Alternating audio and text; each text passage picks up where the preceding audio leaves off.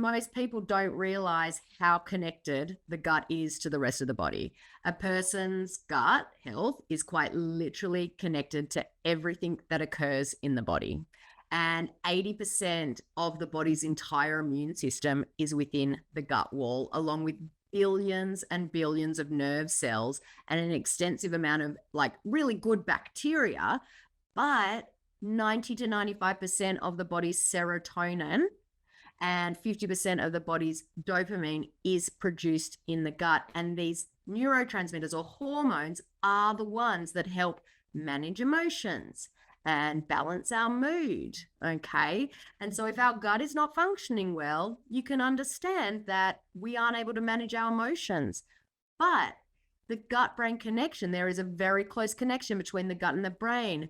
And one of the first signs of disconnect in a brain is a gut that's not functioning well. And that's because there's that two-way communication between the two.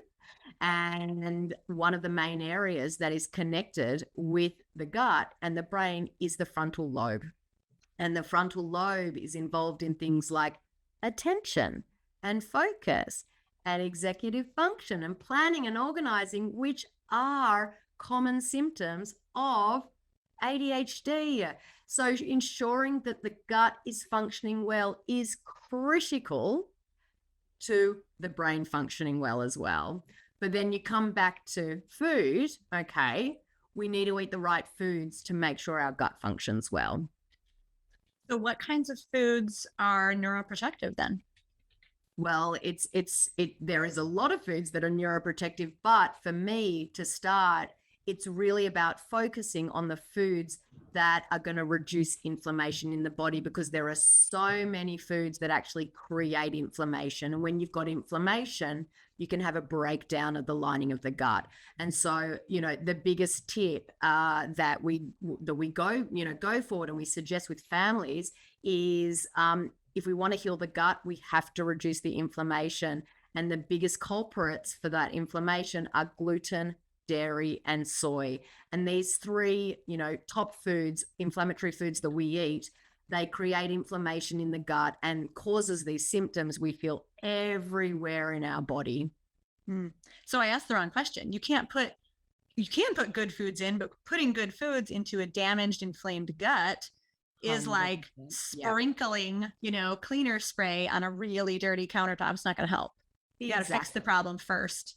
Exactly. If we're still pounding our body with these inflammatory foods, anything else that we do, it's not going to work. I've got so many families that ask me questions, what supplement should I take to help with his ADHD? Or, what food should I be feeding? And I say that, diet is the foundation of everything that we're doing.